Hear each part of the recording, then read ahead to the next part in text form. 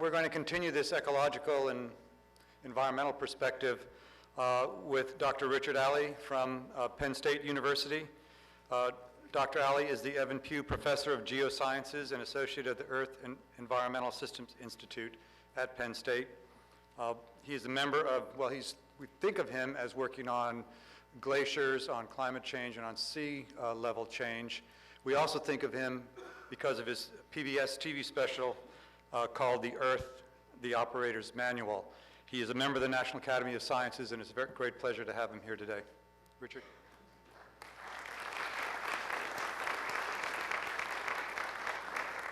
All righty, thank you.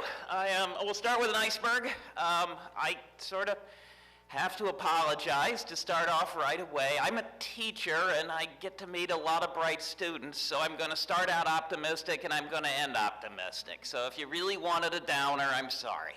I'll give you a little bit that's downer in the middle, though, just in case you really need some. We'll see what we do.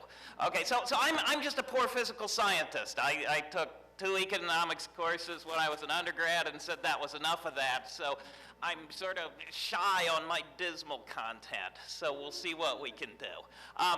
If we talk about sustainability, I'm sure there are a huge number of people here who have very much more technical definitions of what's needed than I do, but one of the truly optimistic things that you could say is that if you watch what happens around the world today, people who have 2 things tend to replace themselves, not because someone told them to, not because they're dying young or anything, but because that's what they want. And those 2 things are basically, they have confidence that their kids will grow up, and they have something interesting to do with their lives. And those are not technical versions, but if you supply that to people, they tend to replace themselves, and there are real, honest-to-goodness projections that we stabilize the population at 9 or 10 billion. Now, maybe Lester gets it to 8, but you can see where we're going, okay? Now, if we don't get those 2 things, you've seen a lot of overshoots already today. There's about 7 billion of us here now, and you know, we're probably getting 5 or 6 billion, something like that at this point. So the simple version, if we can double the good stuff we produce on the world, we're there. Big smile, we're home free, it's a stable world. You know, that's a little problem though, in that some of the 5 billion that are doing well are using up a few things just a little bit faster than nature brings them back. And you've heard a little bit about soil and maybe a mention of groundwater. The phosphorus for fertilizer may be a big worry. But to be truthful, if we can do energy, we probably get there. You saw that quote this morning about if we had the unlimited energy supply, we can concentrate, we can beat entropy essentially locally by making it a big mess elsewhere if we can concentrate things.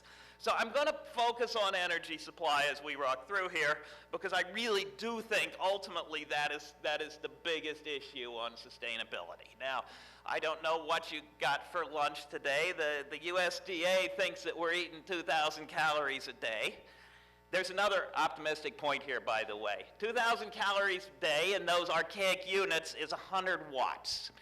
Day and night, summer and winter, you run, all of you, including your brain, on the same energy as one old light bulb. And Edison was 100 watts. That's a really optimistic thought. Okay, so at any rate, our share, if you're from the US, if you're visiting from overseas, your number is smaller than this, but if you're from the US, your share of the energy use in the entire economy comes out to 240,000 calories per day in these archaic units, a little over 10,000 watts. So we have, at our beck and call, more than 100 energy serfs. You know, serfs plow for me, serfs cook for me, serfs pick up my car and run down Interstate 70 at 65 miles an hour. And we love it, be very clear about this, but the serfs that are doing all this good for us, almost all are fossil fuel. 85% or so is fossil fuel, and that will end. Okay? Now, I come down from Pennsylvania, Penn's Woods. You know the story that when the European settlers got here, a squirrel could run from the Atlantic to the Mississippi without coming down out of the trees. And we set about cutting every tree we could get our hands on. On Cape Cod, there were laws against cutting trees still in the 1600s. My university ultimately, it was founded by iron masters, and they were making iron from red soil using charcoal and clearing immense tracts of trees. And Penn's Woods, the first forester of the state of Pennsylvania, a professor from my university, referred to the Great Pennsylvania Desert. There were essentially no trees except we had laws that said you may not steal your neighbor's tree, and we had crappy surveying. So there's little pots of trees that got through. But other than that, we just cleaned them all out. When they grew back, they cleaned them again. There were essentially no deer in the state. There's 1 million deer now, essentially none. We are the Nittany lions. There are no Nittany lions in Pennsylvania. There wasn't a tree they could do it behind. You know, be very, very clear. I mean, and it wasn't just us, okay?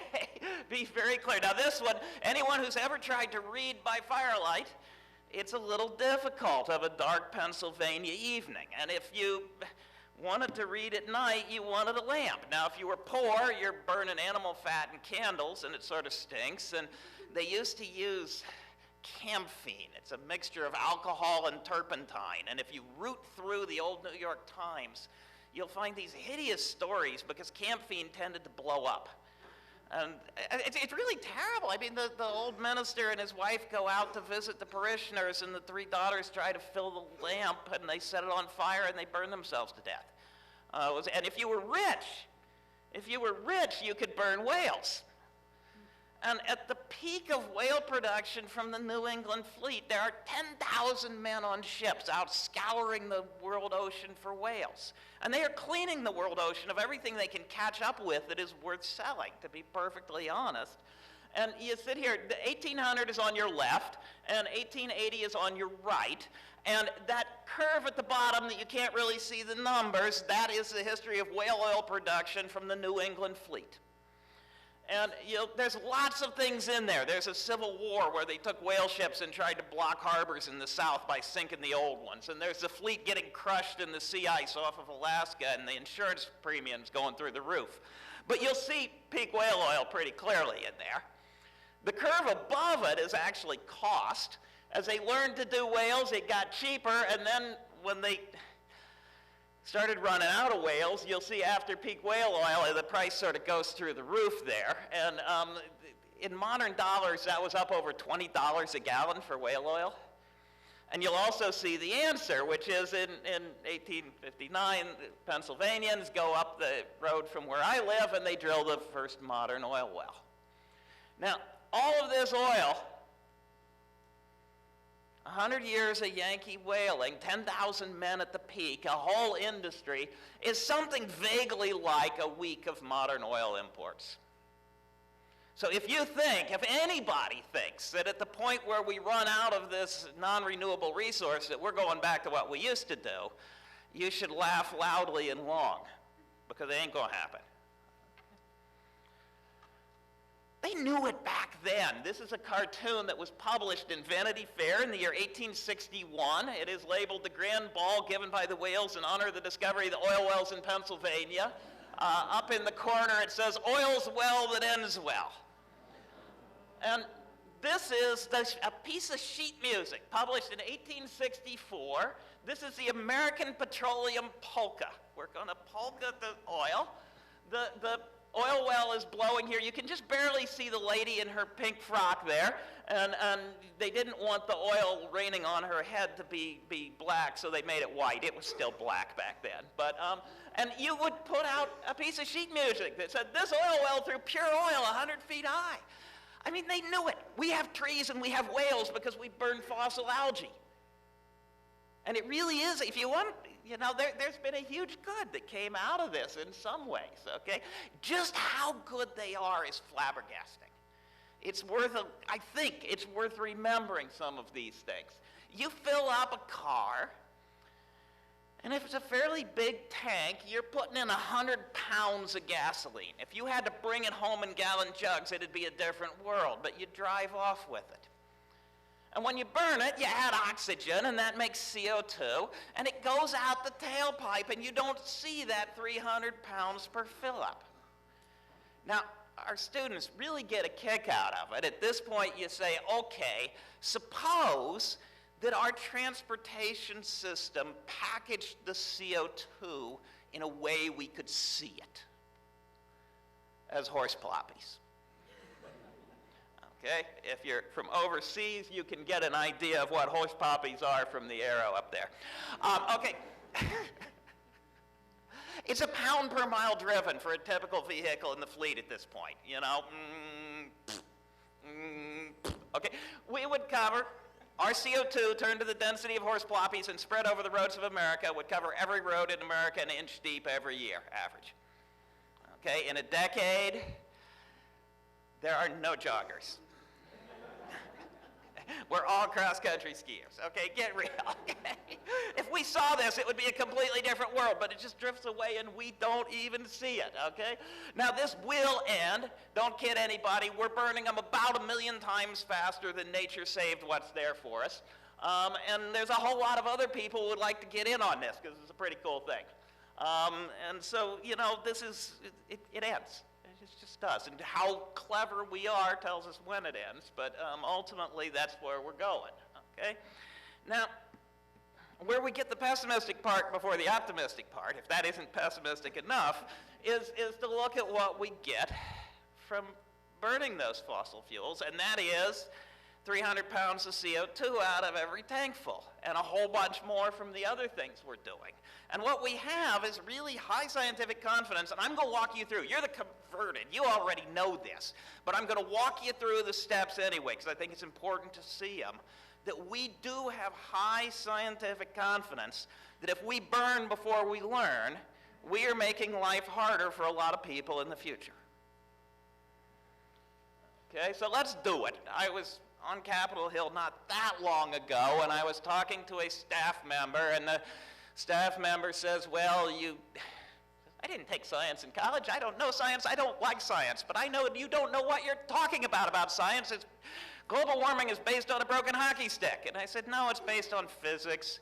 It's physics we've known for more than 100 years. It's physics that the Air Force really worked out, so they put the right sensor on their heat-seeking missiles because the CO2 blocks your ability to see the target. I said, you're going to tell me that there's no global warming. You're going to tell me the Air Force doesn't know what kind of sensor to put on a heat-seeking missile. Is that right? Right, so this is a picture that you're in a satellite. You're looking down at the Earth. If they picked one wavelength to look at the Earth, they show you the water vapor loop on the evening news. This is the planet cooling itself off. We get heat from the sun, light energy from the sun. If all the energy from the sun stayed in the Earth system, we would be toast almost instantly. The atmosphere would warm something like 1,800 degrees a year. Okay, we send back to space about the same amount of energy we get from the sun, and this is the glow of the planet sending that energy back to space in infrared. And as you look across, you'll see some high spots, and then you'll see some divots there. Okay, those divots are the greenhouse gases. The greenhouse effect is observed fact. It's physics, and it's physics been known for a very long time. Now, the one on the left is one of the CO2 bands. And what you'll notice, that blue is what CO2 was blocking in 1970. Harry said, oh, it's gone up a little bit. There's more that could go up. CO2 is blocking radiation. That is increasing, and it can increase more. And that's sort of it, okay? We're burning, we're putting a lot up there. It does have a radiative effect. You don't need any hockey sticks, all right? Now, is CO2 rising? Sure it is. So there's the CO2 history. These dots are ice core data. The line is instrumental data. You'll notice the dots in the line overlap. There's no problems here. You'll also notice some other things changing, methane there. Sulfate aerosols we cleaned up a little bit, and that's actually important to the story. Is CO2 rising, though? Sure it is. Okay, is it our CO2? Yeah. How do we know? 3 things. First of all, just do the bookkeeping. We've got a pretty good idea how much stuff we're burning. we see that CO2 in the air moving into the oceans. Okay, good match. Could it be anything else? All right, our friends of mine, Sue Brantley, Don Voigt, used to go out and measure the CO2 coming out of volcanoes. CO2 from volcanoes is between 1% and 2% of the human source. Are Sue and Don wrong by a factor of 100? No. How do I know that aside from knowing Sue and Don? Well, there are tracers that tell us that. You can tell from the 14 to 12 carbon ratio and the 13 to 12 carbon ratio that the rise in CO2 is coming from something that was alive but has been dead a long time. You can tell from the drop in oxygen in the atmosphere that it's coming from burning for something. If you try to make CO2 by melting rocks to feed a volcano, it doesn't use oxygen. If you try to make CO2 by burning something, it uses oxygen. So there's a prediction. If it's a volcano, no change in oxygen. If it's burning, oxygen should be dropping. What is oxygen doing? Dropping. We can pound on the table. There's really nothing serious to discuss about this. CO2 is rising primarily from our burning of fossil fuels. Okay, now, if you happen to read the editorial page of the Wall Street Journal recently, or the Daily Mail, or if you go on the web and type global warming stopped in 1998, you will find a huge number of people telling you that even though CO2 is rising, the climate isn't changing. Now it is, but let me walk you through how this is done. So I want to show this to you. What I'm going to do is take NASA Goddard Institute for Space Studies global average surface temperature. So the red line are data. This is the temperature of the Earth. 1957 is on your left. I started, that's a wonderful year, it's the year I was born. So this is the temperature data, actual temperature data for the global average surface. And the black line is a regression through the points I show you. So 1957, I was born, and you can see it was getting colder. And in 1980, I married my dear wife, Cindy, who's sitting down here, and it was getting colder. And in 1988, we moved to Penn State, and you can see that it was getting colder.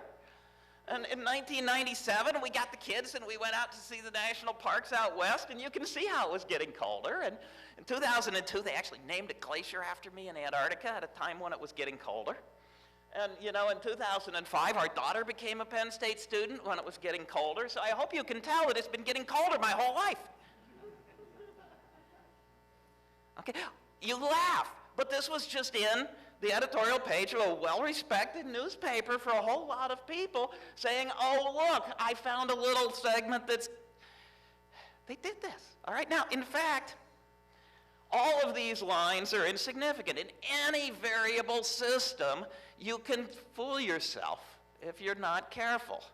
And I strongly suspect there's a lot of people who have lost a lot of money because they thought they knew what the roulette wheel was doing or what the stock market was doing, and they were doing one of these when in fact it was going up here.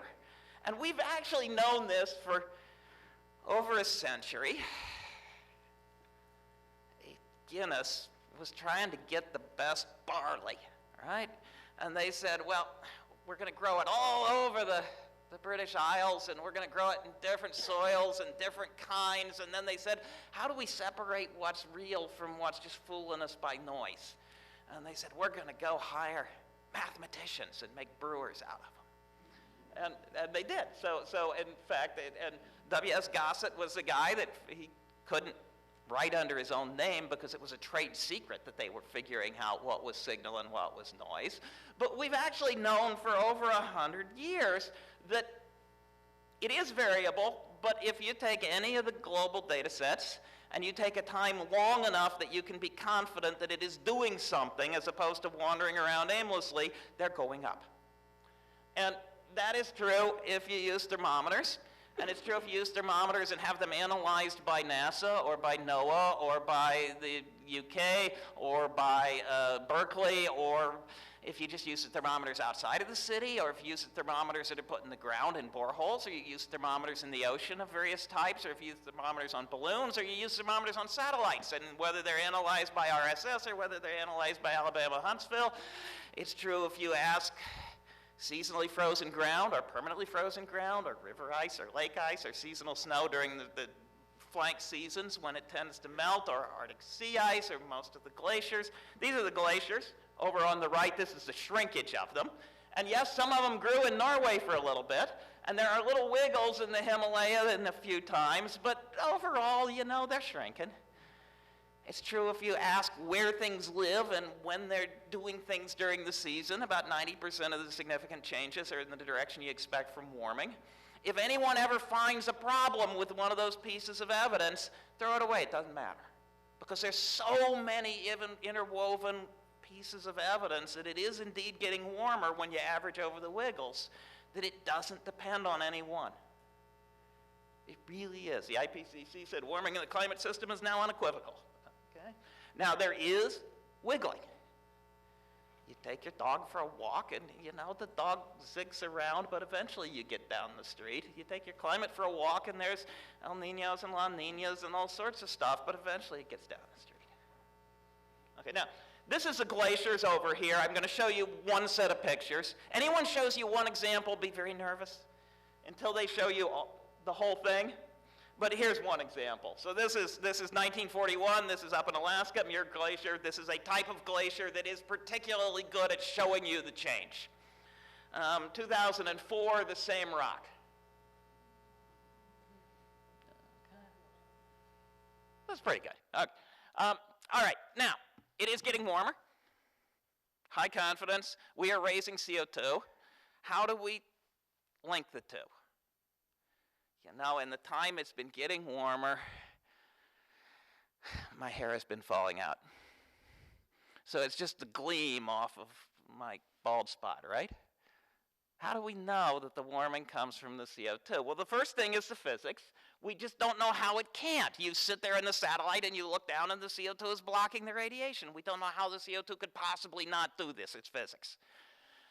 It's sort of taken 30 years and a few $1 billion. The satellites are not dirt cheap, but to find out whether anything else could be pushing. If you want to know whether the sun's getting brighter or not, you need to sit above the clouds and you need to watch the sun for long enough to tell.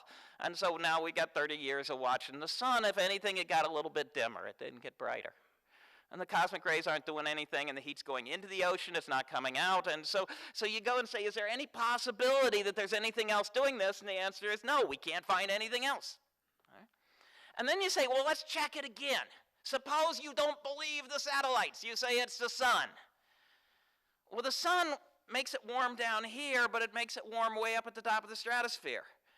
CO2 makes it warm down here, but it makes it cold up at the top of the stratosphere. Sun warm, warm, CO2 warm, cool. What's happening? Warm, cool. The fingerprint is CO2. We can do this in time as well as in space. So shown here, 1860 up to 2000. This has been updated. It is continuing.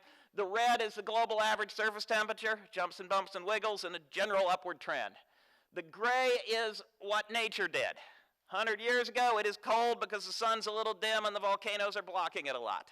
A little warming because the sun brightened and the volcanoes quit blocking it. Sometimes sun and volcanoes don't, you know, sometimes they're together, sometimes they're apart, it's random, okay? You'll notice recently, if anything, nature has tried to make it colder. Up there, upper left, gray is nature, if anything, trying to make it a little colder, but it's gotten a lot warmer. People keep asking how much of the warming is due to human CO2. It's more than all of it is the best answer. Because if anything, nature has tried to make it colder, and we tried to make it colder by blocking the sun with particles from our smokestacks doing the volcano job. And right after World War II, we crank up industry. CO2 starts to rise, particles rise, we're blocking the sun, and that seems to have contributed to that plateau right there that I was born in.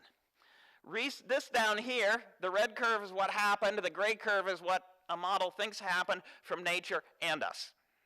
And you'll notice they agree. The pattern is now us. It used to be mostly nature. It's now mostly us. High scientific confidence. Okay? Now, We don't know where we are on peak oil exactly. We don't know where we are on peak gas, what with fracking and so on. This is the rise in CO2 so far, is that little blue arrow down there. These are various futures envisioned by the IPCC. The younger people here or listening will live out of this plot on the right. This only goes to 2100. What you'll notice is in all envisioned futures, the rise coming is very big compared to the rise that's happened. This is mostly coal. That becomes interesting. And in a burn it all world, you may go out of the theater here. Okay. The warming so far is a degree or so. The uncertainty is sort of a degree Fahrenheit to a degree Celsius, so it's sort of a degree or so.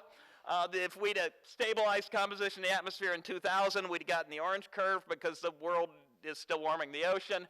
These other futures that you'll see there, all of them share the characteristic that what's coming is big compared to what's happened. We have seen enough to have high scientific confidence that we know what's going on, and then you look to the future and all the envisioned futures in a business as usual world have a bigger change coming than what we've lived through. Also, just notice here all of these curves are smooth. We'll come back to that. Now, no one cares about that, right? But the projections tend to be that it makes it dry in the places where we grow a lot of our food. A lot of our food crops now are unhappy on the hottest summer day, even if they're well fed and well watered, just because they're unhappy that it's too hot. And in those futures, the hottest summer day may be below average before you get off of that plot. Sea level rise, almost unavoidable. Tropical diseases, there's lots of things there. It's not just warm means you're going to die of something, but you lose a line of defense. We keep isolating our unique ecosystems in little national parks, and then so they're going to try to move. How do they get there? We're not sure how many hurricanes, but there's more fuel for them, so they have the potential to get bigger. More variability in the water system. Best estimate, essentially more floods and more droughts. Oversimplifying a little bit, but my tomato patch, which doesn't have any tomatoes growing in it, is damp right now. In the summer, it'll get washed out in the gully washer, and 2 weeks later, I'm watering it. Okay, more variability in the water system, more floods, and more droughts. Okay, now if you go and ask sort of the sober economists with a 4% discount rate, they say, well, don't panic. The damages are going to be a few percent of the world economy in a few decades, trillions of dollars a year. You heard this morning. Fixing it is something like 1% of the world economy per year. And so if you go and say, all right, all we're going to do is try to optimize the utility of consumption. All we're going to try to do is run a 4% discount rate into the future. That's what matters. You do not ignore this. You put the science at the table when you make discoveries, because dealing with it at some level is economically better off than ignoring it. And I think that's really important. Just the world's 4%, can grow at 4%, you still take this into your planning. Okay? And in fact, you should have, if you really wanted to be optimal, you already did. Okay. Now, there's other issues that have to come forward. And many of you are very much better at this than I am, but let's do it here. If you got winter, you got air conditioners, and you got bulldozers, you haven't been screwed too bad yet. If you got winter, maybe you don't have a blizzard that closes the airport because it's just a little warmer, and you can build a wall and that maybe keeps the ocean out, and you work in the summer. If you don't have winter bulldozers and air conditioners, making it hotter is not a good thing. So right now, the people that are suffering are not the ones causing it, and the people causing it are not the ones suffering. And there's a whole lot of people in the world that wonder whether that's really the right thing or not. And if you go back to the horse ploppies, be very clear. It is absolutely illegal for me to take a dump in your front yard. But I can change your climate with my horse ploppies. Okay. Now, there is a loud discussion in many places with people saying, wait a minute, what about the uncertainties? He didn't show you all those uncertainties, did he? The less you trust me, I believe, the more worried you should be. and I'll walk you through it here in a little bit, but let's do the pieces, okay? So first of all, up in the right, the darker colors mean more warming. I gave you global average temperature changes. What you'll notice is the globe is mostly oceans like the Pacific, and you'll notice that basically every person on the planet gets above average warming. So that's observation one, the land warms more than the ocean. So just giving you a global average number sort of sounds easy. Down below is the uncertainty range in the warming by the end of this century, and what you'll notice is that there's a central value. It may be a little less, a little more, or a lot more. Because the feedbacks talk to each other, there's more room on the bad side. Now, let me do you just a little bit of stuff that we've helped with a little bit at Penn State. This is Greenland. If you get a chance to go, it's a truly wonderful place. This is a muskox. This is a ptarmigan. These are caribou trying to avoid mosquitoes by running up onto the ice sheet. This is a wonderful day in Greenland. Allow you to appreciate the beauty here. The newspaper is actually a month old at this point, and it really doesn't matter. This is a good day in Greenland. This is a bad day in Greenland. Okay. This is a drill rig in the midnight sun drilling through 2 miles of ice to get a history of climate. These are Penn Staters, Kurt Cuffey and Wanda Kapsner, reading the history of that climate. This is a piece of that history. This is a wonderful story. I would love to go over this with you. But the key thing here is that this big change, this is the last 17,000 years of temperature in Greenland. The big change is related to features of Earth's orbit. As you probably know, if my head is the Earth and you're the sun, the North Pole does not stick straight up. It is tipped over a little bit. It nods a little more, a little less. That's 41,000 years. 41,000 years. This tends to melt the ice up there. This tends to grow the ice up there. And it also does one of these, and the orbit changes shape. So this is natural stuff. But you notice this. I showed you those curves that we're expecting for our future, and they were smooth. When nature turned up the thermostat, it wasn't always smooth. If you know what's coming, you can get ready for it. If you don't know what's coming, it's harder. Now, this little thing right there, that step on the right, in Greenland was about 10 Celsius in about 10 years. This divot in the middle here happens to have gotten it dry in places where a whole lot of people live now. The IPCC said we have more than 90% confidence that we won't hit that divot in our future. But 90% is not 100. And so those curves I showed you of a smooth future are really, in some sense, optimistic because nature is not always smooth. Now, I'll take you to Antarctica. These are Adelie penguins. This is chinstrap penguins. This is a Gen 2 penguin on the nest. This is a Weddell seal. This is not a Weddell seal. This is actually Penn Staters doing research in Antarctica. We're looking at the ice sheets. 2001, the IPCC says there's a lot we don't know about ice sheets. We're a little nervous. But they said what we think. Sea level will rise as the ocean water warms and expands. Sea level will rise as mountain glaciers melt and put water into the ocean. The big ice sheets won't do anything. In fact, if anything, it'll snow more in the middle of Antarctica, and a little of the rise will be offset by growth of Antarctica over the next 100 years. So big uncertainties, central estimate, the ice sheets do not contribute to sea level rise for the next 100 years. In 2007, we said, oh, crap. We said, well, it's not fast yet, but the ice sheets seem to be contributing to sea level rise now, and they seem to be contributing to sea level rise because the flow has changed. And so we provided a statement that said, oh, we don't know what's going to happen. Here's some numbers, and then it'll be something more, and we're not sure. A lot of those numbers don't include the we're not sure, but it might be more. So in some sense, they're very optimistic numbers. Okay.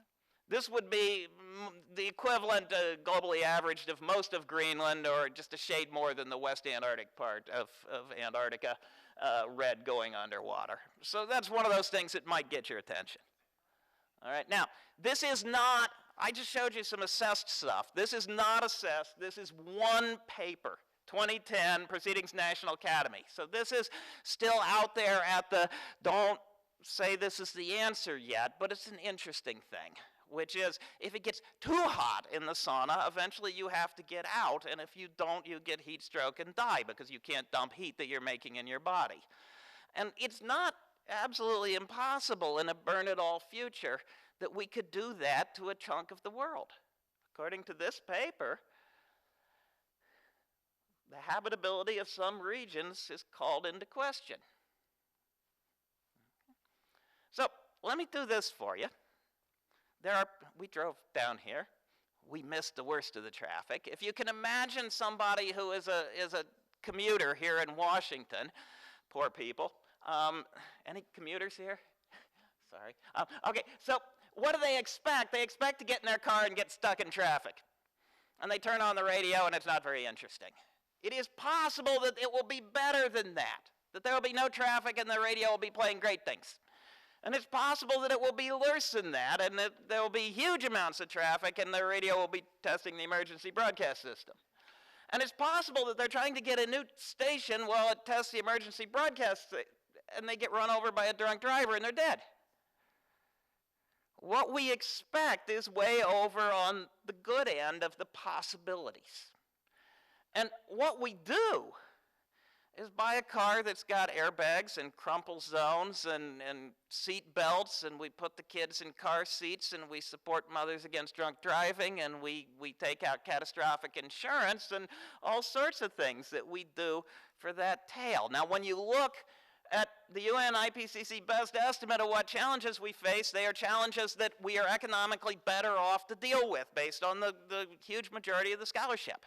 It could be a little better than that, it could be a little worse than that, or we bring a drought where there's 1 billion people, or we make it so hot we can't live there, or we kill an ice sheet and flood the coasts in the big hurry, or, whatever other drunk drivers are out there.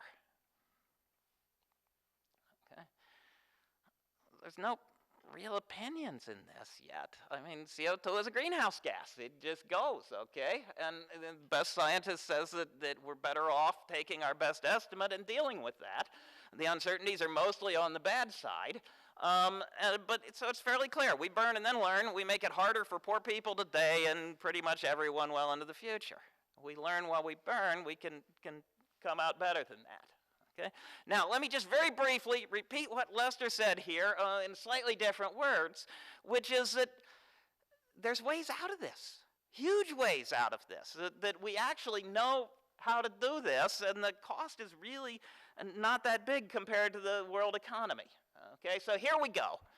Human energy use today in these units is 15 terawatts. If you could get 1/100th of the sun, that is all of human energy use.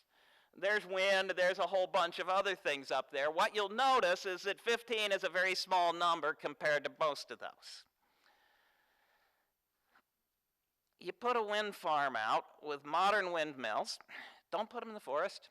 Don't put them in the water. Don't put them on the ice. Don't put them in the city. Go out on the plains. Go out on the deserts. Just pick the windy spots. Don't waste your time building windmills where they're not going to run well.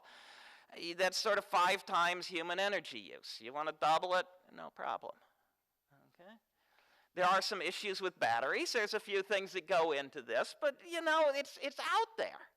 At the modern cost of windmills and their generation, the world could build its use in windmills in 30 years for something vaguely like $1 trillion a year. We spend that in the US alone on energy now. So is this possible? Well, I mean, the numbers are there. The energy is there. 100 years ago, 150 years ago, before the Civil War, Abe Lincoln is going around saying, we got to harness the wind. It's good for people. 100 years ago, the U.S. is a powerhouse in windmills. We are exporters. We're putting windmills up all over the place, mostly to pump water for the cattle. But if we built windmills now at the rate we did 100 years ago, except we built modern ones rather than old ones, just the U.S. would have 1/3 of global energy use in wind in 30 years. And you've seen this a lot of times, but it's worth seeing once more. You get 10% of the sun on an area that big, and that's all of human energy use. You want to double it? Sure. Okay. Okay, so a few things to think about. You know these, you know them better than I do, but it's worth doing this. Let's be honest. I worked one summer for an oil company. I have friends that work for energy companies. Geologists have a long history of going to work for energy companies, and they come and hire our graduates, and we say, hey, it's a good job. If you move away from fossil fuels, eventually you're going to lose some good jobs there. Don't kid anyone. The available scholarship sends you end up with as many jobs and probably more after you're done with this. But there's a bit of an asymmetry here in that the people who think they're going to lose their jobs know who they are, and the people who are going to get the new one are in my class up at Penn State right now, and they're not sure who they are yet. Okay. But if you care about employment, if anything, you may end up with more by dealing with this, as well as the economic benefit of making a healthier economy by dealing with it. If you care about security, the Pentagon says, the U.S. Pentagon says, hey, this is a security issue. It's not the most important, but man, it matters. You keep asking us to clean things up, you should know what's coming. And so if you care about security, they said this matters, as well as the economic issues. So sort of if you're big on the golden rule, or you're big on jobs, or you're big on security, or you're big on economics, you give this a seat at the table when you make decisions. Okay. Now, I am not advocating anything here. Be very clear. I'm going to lay it right out. You should never get policy from me. I'm a board geologist, physical scientist, but it is worth noting that in some of the public discussion, people say, well, if we deal with this, it's the end of the world economically. Now, you've seen the numbers, sort of 1% of the world economy to get there. There actually is scholarship that says, you know, I'm not sure if advocating growth goes over well here, but you could actually have economic growth while you deal with carbon. And the argument goes like this, right? We tax tobacco to raise money for the government and to discourage smoking. And we tax alcohol to raise money for the government and to discourage drinking. And then we tax wages to raise money for the government and discourage working. And if somebody said, well, suppose that we reduce the wage tax and we put another sin tax on carbon. And the EPA looked at that a couple of years ago and they said, oh, well, the economy grows faster. You're dealing with it, you're reducing the energy use, but the economy grows faster. Okay? That doesn't mean that's the answer. Be very clear, you should not get policy from me. But if anyone says, oh, well, it's an economic disaster to deal with it, it's really hard to see that right there. Okay? So, quite clear. Don't get your policy from me, but this is very interesting. We can do this. We've done things that are bigger. World War II was way bigger. What we spend on clean water and on the restrooms out there is sort of the scale, sort of 1% of the world economy, and we did that one. There's no serious problem there. And, you know, whoever makes these decisions is going to put a lot of things in, but this goes with them. It really does. So I will end up here. I will give you an educated opinion. We can get to a sustainable world of 10 billion smiling people. We can double our energy, and we can do it in a sustainable way because the resources out there, and it is using technologies that we know what they are. There are huge engineering issues. There are huge fortunes to be made, but you don't need fusion to suddenly pop out after 50 years of not getting there. Wind works. It worked 100 years ago. 100 years ago, Frank Schumann of Philadelphia is using concentrated solar thermal to run steam engines in Philadelphia and to water the desert in Egypt. It worked 100 years ago. It probably still does. And so we really can get to a sustainable world of 10 billion smiling people. Sorry, didn't want to do that. If we really want to. And I thank you for coming, for your interest, and for inviting me.